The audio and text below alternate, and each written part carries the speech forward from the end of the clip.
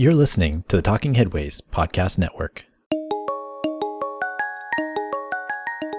This is Talking Headways, a weekly podcast about sustainable transportation and urban design. I'm Jeff Wood. This week we're featuring an episode of Booked on Planning, a podcast where Stephanie Rouse and Jennifer Hiatt dive deep into books for the Nebraska Chapter of the APA. This time they're joined by Alex Kreiger, author of City on a Hill. Stay with us. Today's podcast is brought to you by our wonderful, amazing Patreon supporters. Your support is critical to Talking Headways and Mondays at the Overhead Wire. We really appreciate it. To join this gang of zoning misfits and transportation rabble-rousers, go to patreon.com/theoverheadwire. $2 a month gets you some stickers and a handwritten note. $10 a month gets you one of our transportation scarves.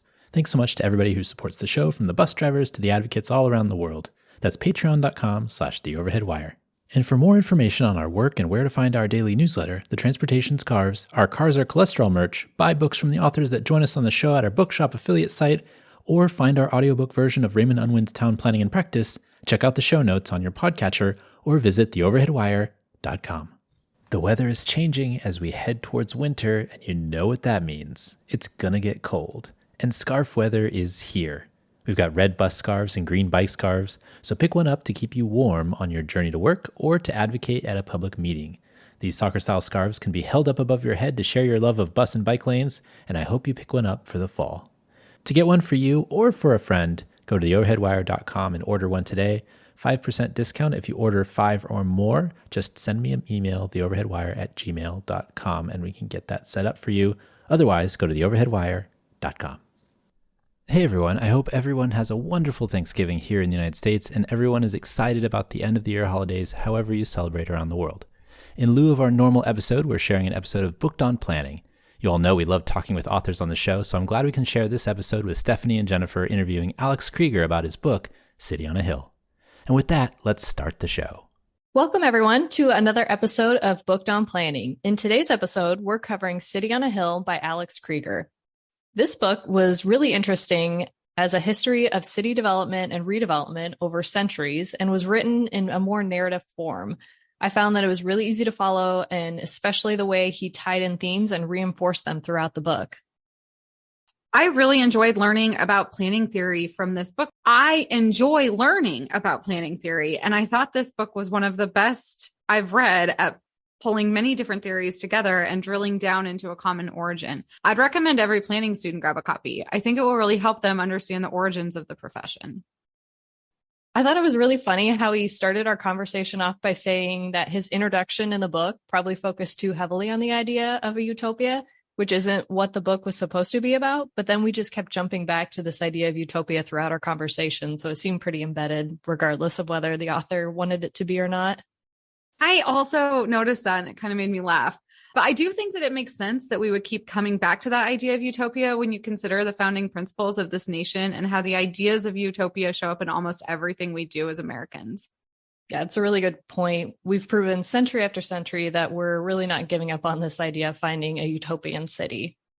Well, let's get into our conversation with Alex Kreiger about his book, City on a Hill.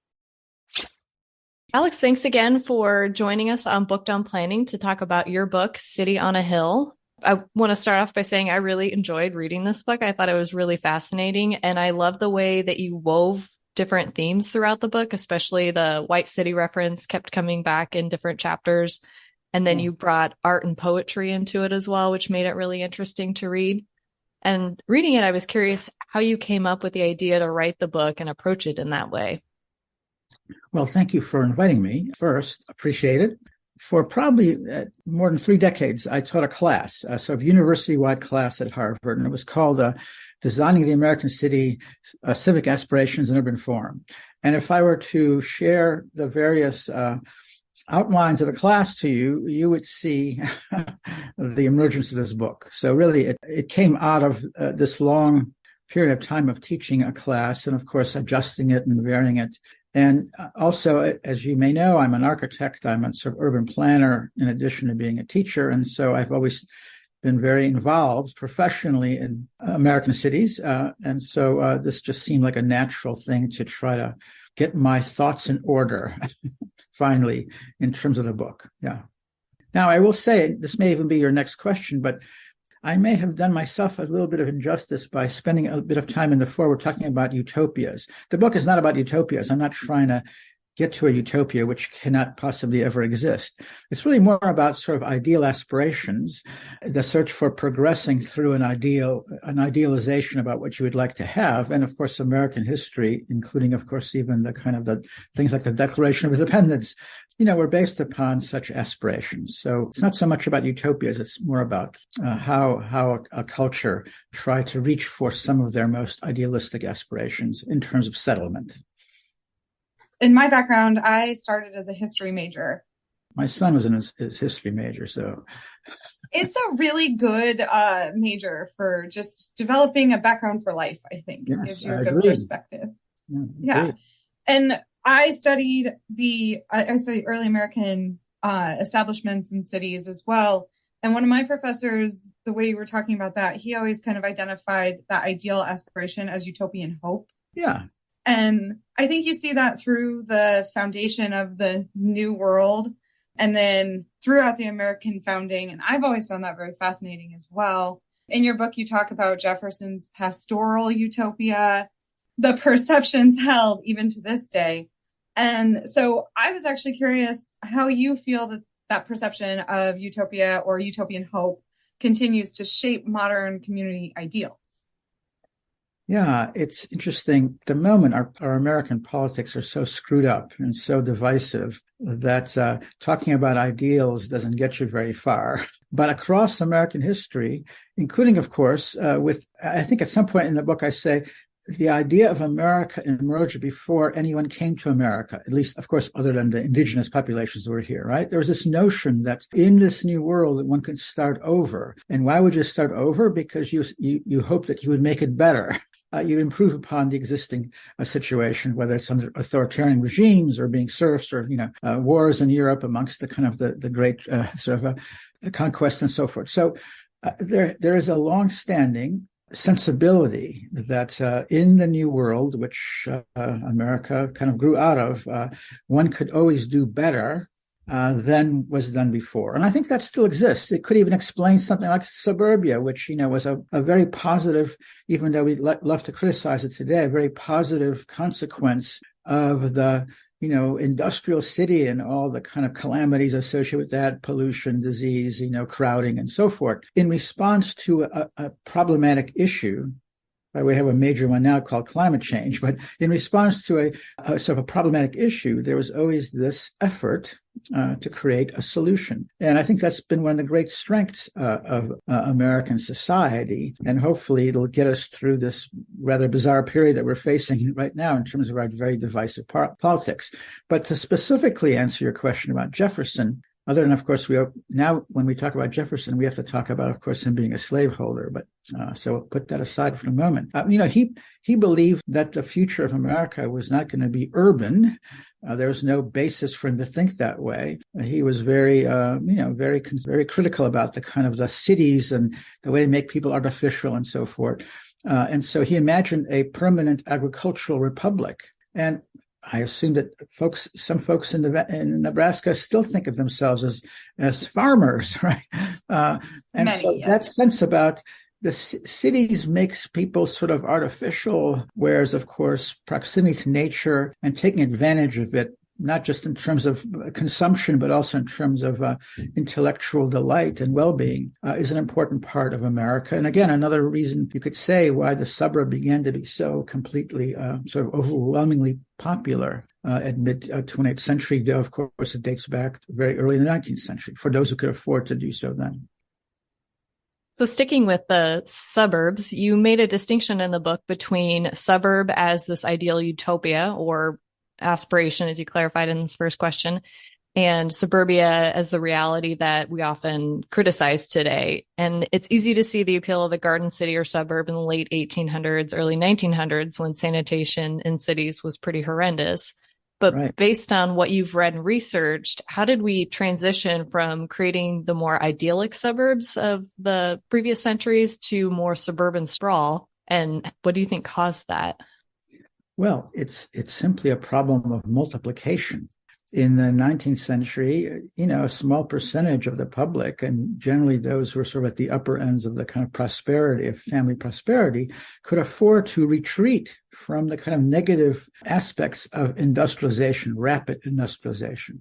What the mid-20th century produced was an option for you and I, for all of us. And so when you take something that sort of occurs okay at the margins, because there's very few people who, kind of so inhabit this kind of garden city, like, which still, by the way, along train lines. So before cars, you had easy access to, of course, the city and so forth. When you kind of multiply that to the millions, unintentional consequences, as an economist might say, would emerge. So that's what happened.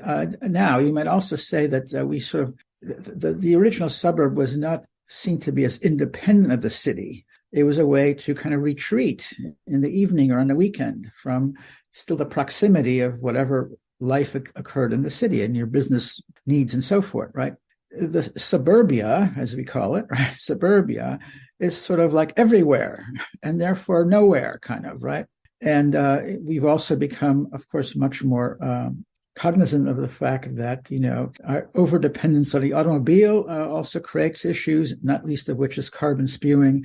The fact that lower density environments tend to kind of sequester us more by income and by race and so forth. And maybe that's not so healthy. The traditional cities were always sort of mixing grounds, right? Or rainbow coalitions of different kinds of people. As people moved into suburban areas, they kind of chose to move into areas where others were like them. I can go on for a long time. I think there were several chapters in the book that talked about suburbia, both optimistically and negatively. But the simple answer is it's a problem of multiplication. Once it became available to not all, but most, of course, until the 60s, it wasn't really still available to minorities and even sort of indigenous people who kind of, ignored for a long time. But it became available to mostly all. And as a result, complications arose. The need for highways and the need to kind of send out giant shopping centers everywhere. And of course, also the need for needing a car or two or even three, depending upon your family size. And some of those things have not been so advantageous to society as when a few were able to kind of, take a little train ride from Manhattan and enjoy their more pastoral existence. And by the way, back to the first question, the kind of proximity to nature, whether it's just a sort of a literally or just by association, is another reason why, of course, suburbia grew immensely and even related. By the way, you could even say that Jefferson was the progenitor of suburbia. Now, he would be very unhappy with that. He would be very unhappy with that suggestion. He would be, rolling around in his grave. But if one of his things was well-being, life, liberty, and the pursuit of happiness, and by the way, that was just the second draft. The first draft said life, liberty, and the pursuit of property. So if he creates this mechanism that as long as each of us has a piece of America, we'll have life, liberty, and maybe even a certain amount of happiness. But if everyone is dispersed into their little pieces of land, again, other externalities, if I were an economist, come along, not creating the most resilient or even the most socially advantageous environment as a result.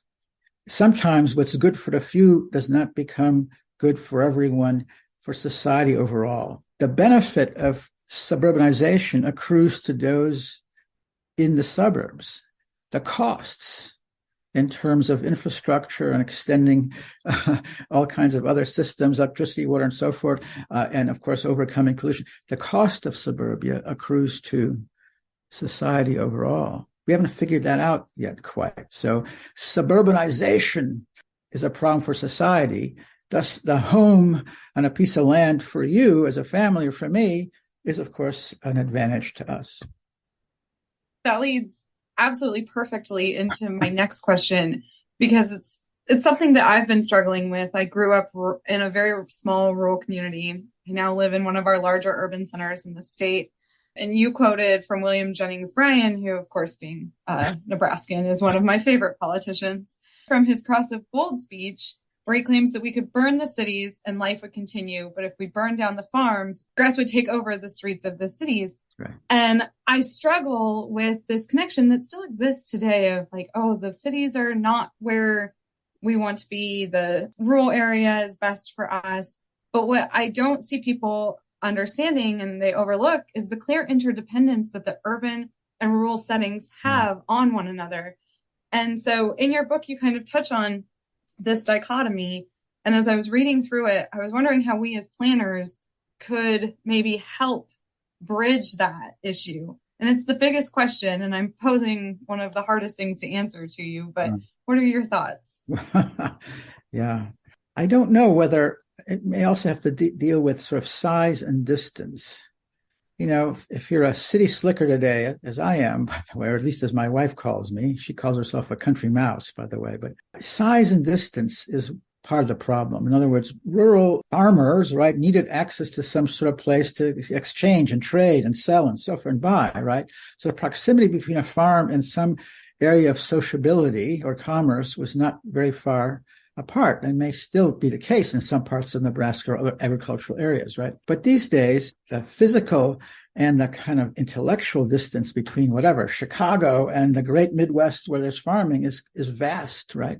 And the fact that we don't necessarily interact with one another as citizens is part of the problem, which is why, for instance, a certain amount of, and this is a kind of a very sort of leftist idea, that we should bring the production of food closer to where food is consumed. It might even be healthier than transporting vegetables across 1,000 miles in refrigerators and so forth. Now, that idea is being kind of discussed in terms of this kind of a sociability aspect, maybe, or well, public health aspect, but maybe it would have a kind of a social benefit as well. If we in cities encountered agricultural institutions and people and so forth, and they us, and here I am suggesting I've always lived in cities, which I have, that might overcome this unnecessary sense of separation between, of course, what's important about cities versus what's important about food. And of course, he was right. I mean, obviously, without farms, we would starve in our cities relatively quickly. I think that he also represents, if you think about not just Jefferson, but the transcendentalists and then the kind of the centralists, there's a whole history of American belief that cities are sort of unhealthy. Cities are, especially dense cities, large cities, industrial era cities for sure, where they're kind of unhealthy, and that out in greater proximity to the natural world, if not pastoralism, is where we should be.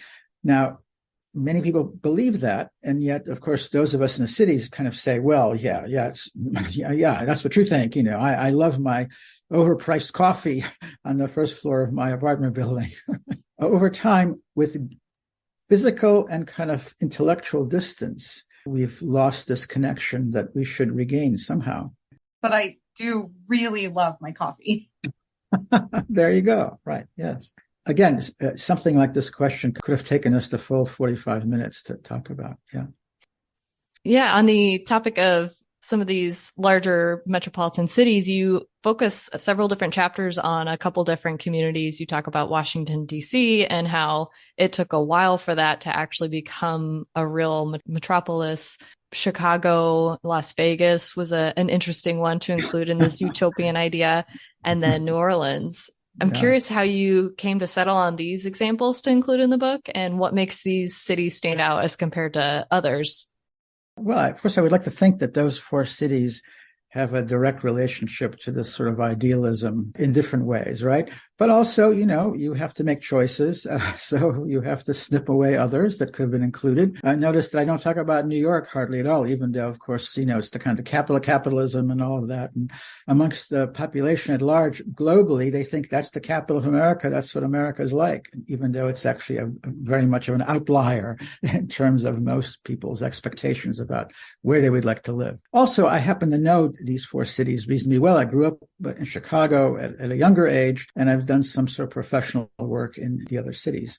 So again, Chicago, as I talk about in the chapter, was the archetypal modern city at the end of the 19th century. It was the kind of capital of capitalism that actually maybe even enabled New York to become so a little bit later on. So it's a canonical example of how quickly American cities grew at the end of the 19th century, and then how they try to respond to that growth, not just through, kind of commerce, but also through social betterment, right? DC was an interesting story in that it was sort of founded at a time when no one thought the U.S. needed a big capital, right? States' rights, as they still are considered important parts of America, was certainly very important on the heels of the revolution and so forth. So what was interesting about D.C. is that it was laid out in this kind of utopian, grandiose scale.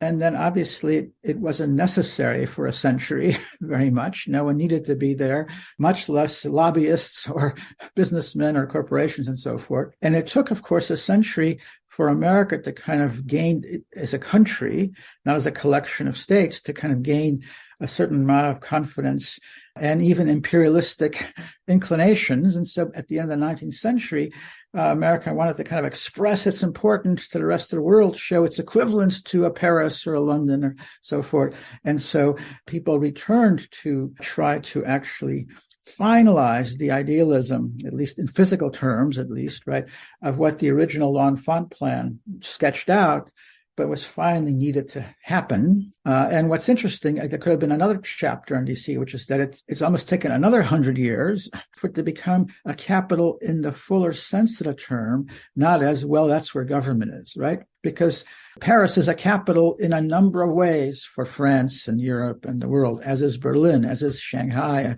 or Beijing and so forth. So, but for 2 centuries, up until really the last couple of decades, Washington was, that's sort of what the federal government was, but it didn't have an equivalent sort of cultural importance to Americans. It didn't have an equivalent economic importance to America other than making policies and so forth. So that's what's interesting about Washington, D.C., is how long it's sort of despite beginning as this kind of utopian conception of what a capital city might be, it took 2 centuries for it to actually become a capital in the fuller sense of that term, as opposed to just where government was.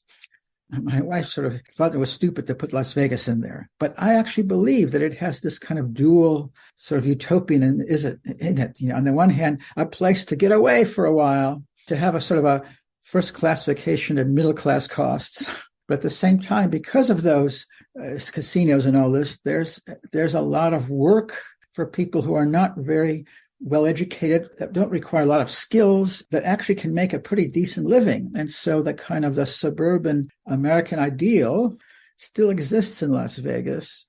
And so there's these kind of opposite utopias, if you can call them that, obviously, again, utopias in quotes, that exist. There are not too many places in the country right now where somebody without too many skills, without much of an education, and as a minority and so forth, can actually find a nice house. Go try it in Boston right now, forget about it, right? Las Vegas has been able to kind of deal with these sort of twin notions. On the one hand, an aspiration to get away for a week from your normal chores and constraints, and maybe even your family. At the same time, for all those who support that part of the utopia, they gain access to the American dream, at least, as some people think of the American dream. And it's one of the few places where that still seems to take place. And this is why so many Californians are, given the kind of incredibly cost of living there, not to mention all the disasters that they're facing right now, have been moving to Las Vegas, and really has been for the past 3 or 4 decades. Some people don't think that people actually live in Las Vegas, but it has too many people live in the county, Clark County, and it's attractive for all those people who find it very hard to find a steady enough job at reasonable wages without major educational requirements, and gain your access to the American dream. And I forgot, there's a fourth city. Oh, New Orleans. Well, New Orleans, my goodness, it's the epitome of overcoming the obstacles that should have not gotten you there in the first place. The American condition of, resilience in a way. Now, we'll see whether that can continue in this coming century, but this, facing obstruction to what you wish to achieve there and finding a way to somehow at least temporarily overcome it, even as the next hurricane will set you back again. So the kind of the Don Quixote kind of utopianism exists there. But the challenge will be whether climate change will, in fact, make that even more difficult to sustain. Yeah. So that's why those 4 cities, but obviously others could have entered into the narrative, although making it too fat for anyone to bother reading, right? I don't know. I think we would have read it anyway. Well, thank you.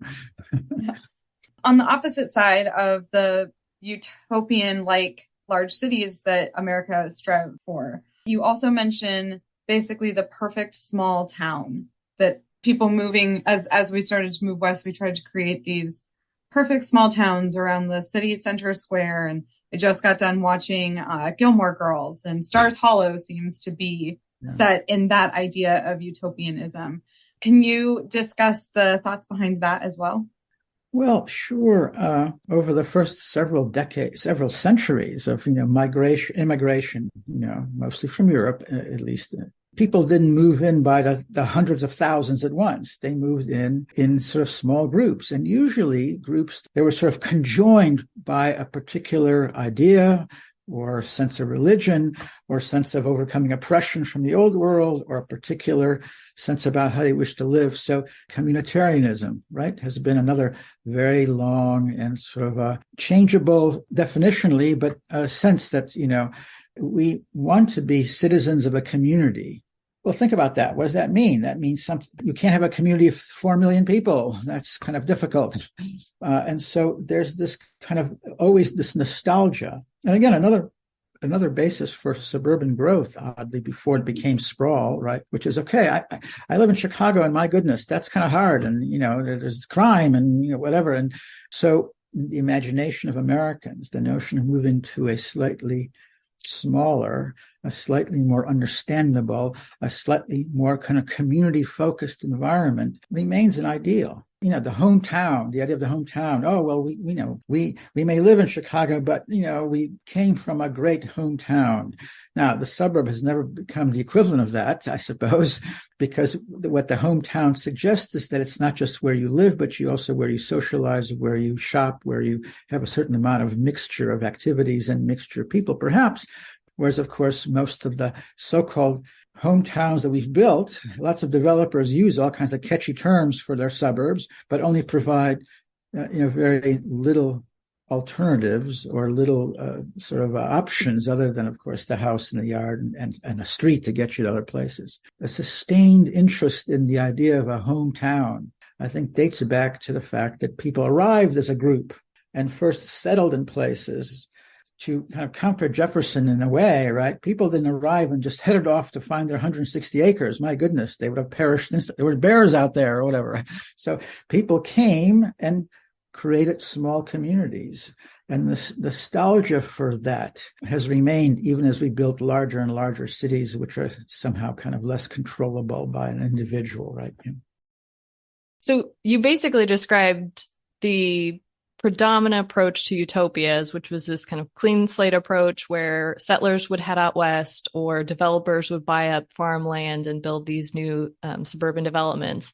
But then around the time of urban renewal, the 1950s and 60s, we started this kind of clean slate approach within communities and demolishing large swaths of land, which required us to rethink how we do utopias and to focus in cities again.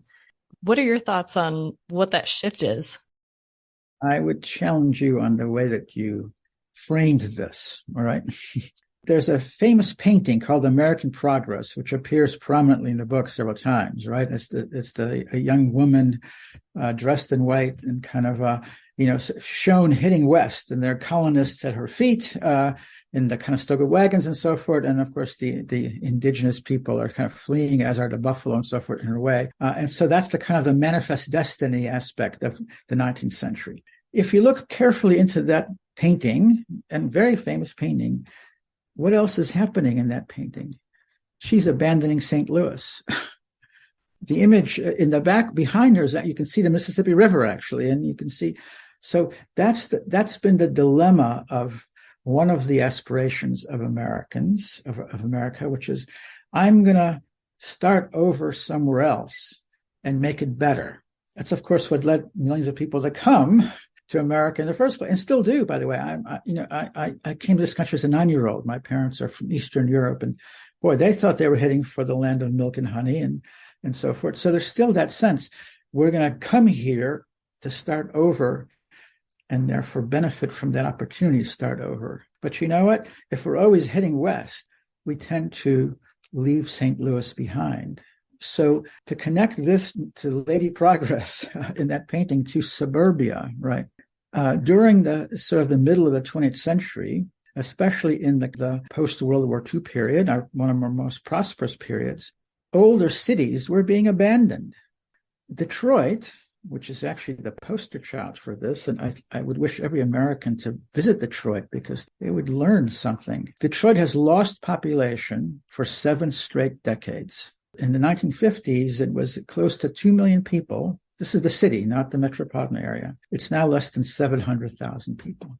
And there's a little bit of kind of recovery taking place in the downtown, but my goodness. So the fact that we were so convinced that we could go somewhere else to make a better St. Louis or a better Detroit made us not invest sufficiently in the actual St. Louis or Detroit.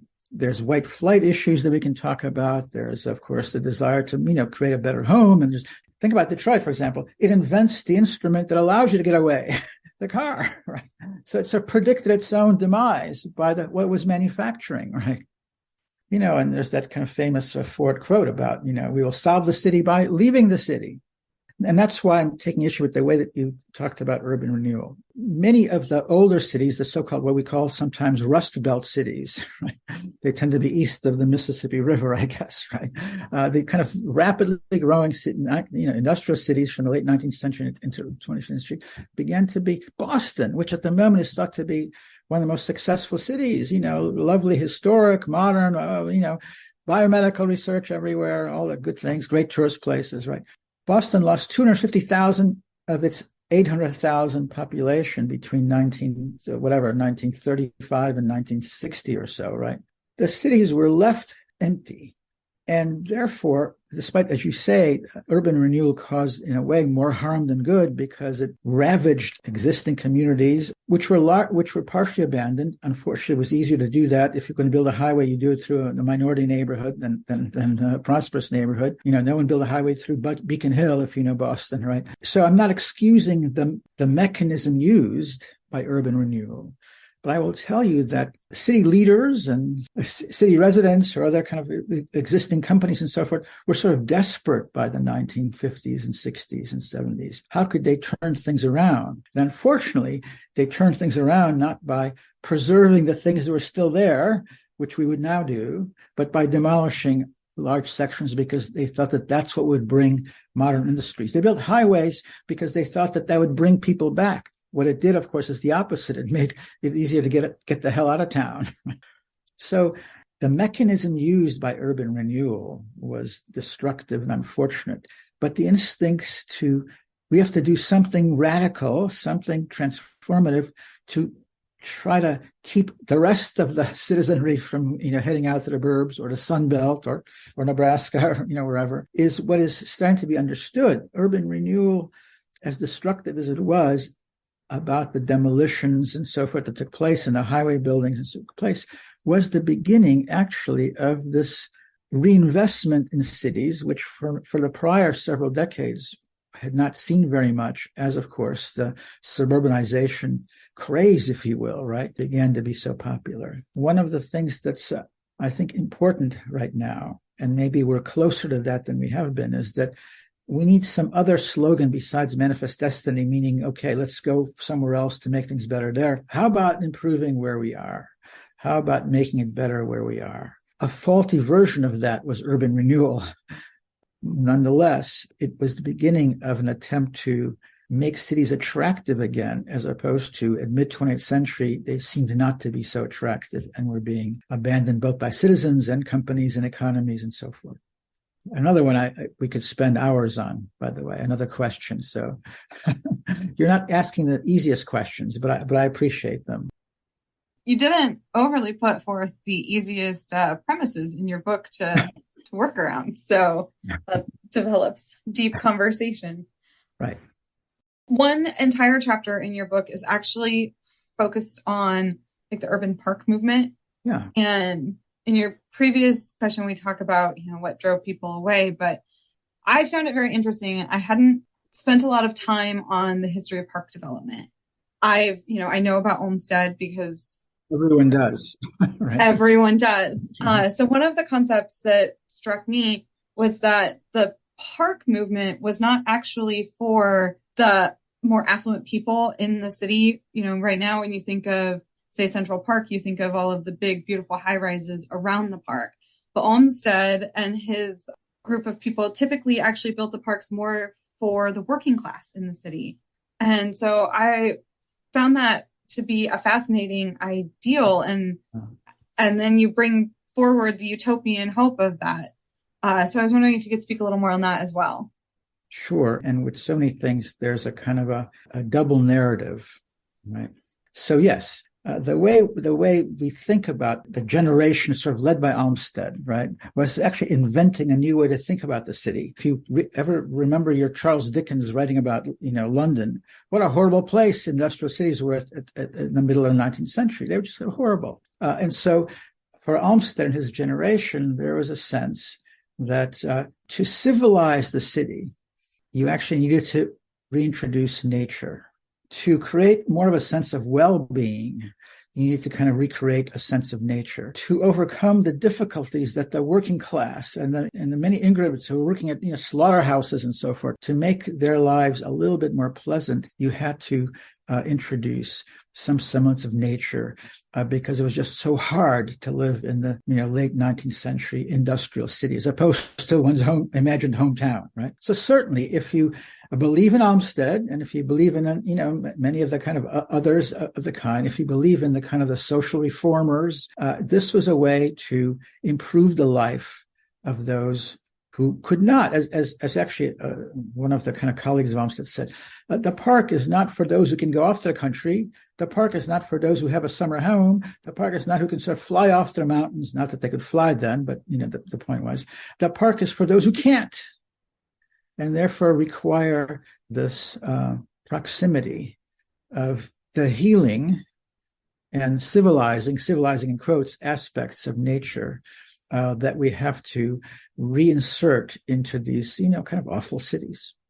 That's the kind of ideology that comes across. And I'm not about to refute it, except in a slight way, all right? That was the idea for the park building movements, and not just in Central Park, but in Boston. And in the book, I talk about Kansas City, of all places, because it built one of the most kind of remarkable park systems of any city. And it was a kind of a boom town at the end of the 19th century. So it was an effort to try to make the city more livable for, again, those who could not go off into their garden suburb yet, right? Much less modern suburbia. There is another kind of narrative that probably also has some sense of truth about it, which is this was an attempt by the upper middle classes to sort of pacify the public at large. Remember what sort of, Baron von Haussmann in Paris, everyone talks about what great boulevards he created, but actually he was also creating a way for kind of, Napoleon soldiers to be able to get in and overcome riots, right? So there is this sense that it's kind of a twofold desire. At the kind of altruistic end, it's just as you say, it was this kind of to make life better for those who had no other options but to kind of toil in those cities. But there's also this sense about how this was an attempt to kind of, by the upper classes, to not just pacify, but to kind of train people to behave slightly more differently than, as opposed to become a little bit too critical about society. Now, there's one more thing which I think you identified, at least in me. The designers of Central Park weren't worried about gentrification, even though, of course, my goodness, what's the most valuable real estate anywhere in America other than the borders of Central Park? At the moment, right, there's actually, and this is national for sure, there is some resistance to park building, at least in some urban neighborhoods, because, in fact, the fear of gentrification. The High Line in Manhattan, my goodness, everyone's favorite, new kind of open space for a decade. All of a sudden, you Google High Line and you'll see lots of negative criticism, not of it as a place, but the effect it had on this area, which is now so tremendously overbuilt and completely divorced of all of its kind of all the citizens who used to live in those areas as well. Boston now, our famous emerald necklace never became a full necklace because a piece of it was not finished by the time that, energy kind of ran out and money and so forth. In the last couple of decades, every couple of years, somebody says, let's finish the emerald necklace. Let's finish this 2-mile corridor. But the people who live along that 2-mile corridor happen to be largely minority, happen to be lower middle class. And they're saying, wait a minute.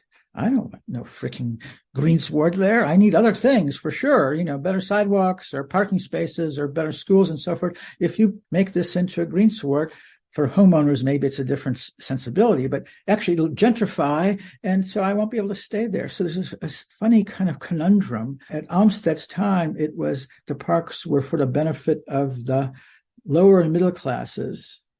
At the moment, the parks seem to be for the benefit of the upper classes, the one percenters, right?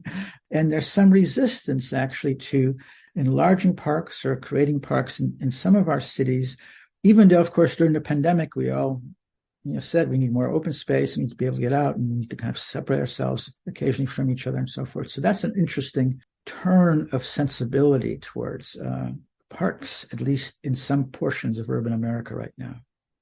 It's very interesting what 100 years can do to changing how we view things. Yes, right. Yeah. And by the way, one of the things that I don't talk about Central Park, Olmsted didn't think that was his major achievement. That was a park, magnificent though it was. He was interested in the sort of the nature imbuing the city overall through a series of parks and boulevards and greenswards and so forth, not just building a park, right? That's interesting. But now, of course, in Boston in particular, I guess, the Emerald Necklace doesn't reach out into every particular neighborhood, right? And every time somebody says, let's build a strand of the Emerald Necklace, there's some resistance to it, especially in the kind of lower middle class neighborhoods, right? So yeah, that's a strange overturning of the ambition of the park builders, which is actually through open space, make cities, make life more livable, healthier, full of well-being, and contact with a semblance of the natural world. Well, we're getting towards the end of our time here, and we've touched on a lot of different aspects of your book, but is there anything that we didn't cover or any important messages that you think we should leave this episode with? You caught me on another kind of contradiction in the book, in our kind of earlier conversations, which is that at the end of the book, I kind of criticized the idea of creating this sort of middle landscape, the best of both worlds, right? It's true. It's a kind of if you do want to think about a utopia, an imagined utopia, right? You would say, well, I would be close to the benefits of the city, and I would be close to the natural world or the mountains or the seashore, however I kind of want to connect with the kind of larger landscape. And so that idea, which has sometimes been called the middle landscape, inhabiting the middle landscape, I think I quote Emerson by saying, I wish for rural virtue and city facility and polish. That's another kind of statement about this desire to inhabit the best of both worlds. But to some extent, all of our attempts to build the best of both worlds, largely with suburbia, the extremes go away. We sort of destroy nature, and we not even make the best cities, right? So somehow our attempts to make the best of both worlds maybe is at the expense of keeping the best of both worlds, right? I can say it that way. So that's another kind of a conundrum, if you will, about American civilization, which through our prosperity, actually, we've been able to build these kind of middle places, middle landscapes, but as they become acquirable by all or near all, the extremes, we're not building too many New Yorks for those people who love that kind of thing, and we're actually disengaging ourselves more and more from actual contact with either rural America or the Rocky Mountains or right, whatever, yeah. So, but you caught me because that's, because most of the book is about trying to find that sort of great spot. And yet, of course, it's also building it creates some problems as well. Do I have another minute to talk about affordable housing? Yeah, go ahead. The most affordable housing ever created in America was Levittown, the post-World War II bred of suburban homes, modest homes to be sure, right? Because it was also subsidized by the government in a number of ways, right? Land was cheap.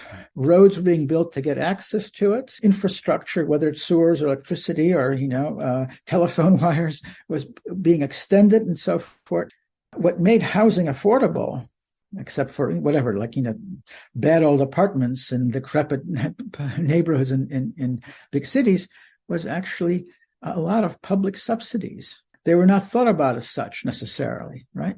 In the 1950s and 60s, again, virtually everyone, except for, our treatment of minorities, and virtually everyone could afford, I think I even show a little headline from a newspaper saying, a house for any wage earner. There aren't too many such headlines in America right now. A home for any wage earner. Because there was a moment in time when, first of all, suburbs became to be kind of a bit of an ideal, and they were made available to virtually everyone. The GI Bill being another kind of subsidy, one remembers what that was about and so forth. The fact that you can deduct your mortgage interest via taxes, but a renter cannot. So a whole bunch of actually public policies supported affordability for a home outside the city. Now that, of course, there's a sense of a certain amount of moving back to cities and interest in cities, and now that additional suburban land is too far away, and now that we've also identified a whole bunch of constraints of ever increasing suburbanization and sprawl and all of that means, actually we need to find some other mechanism for subsidization of affordability, and we haven't figured out what that might be yet. That's one of the reasons why I think it's hard to say, and it's not.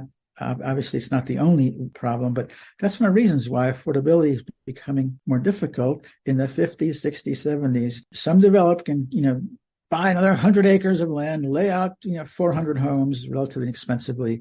How to achieve that in a more denser environment, an urban environment where land is so expensive and becomes most so. How do you compete? Those places weren't competing for the cost of commercial land, right? But in a city environment, well, you're competing against people who can, or institutions or corporations who can pay more for land. So the cost of land is greatly increased. But we don't have the equivalent. Again, I'm saying subsidies. They might have to be a better word for this, a more couched more, right? We haven't figured out what those might be for housing today, as it was the case for housing in mid-20th century.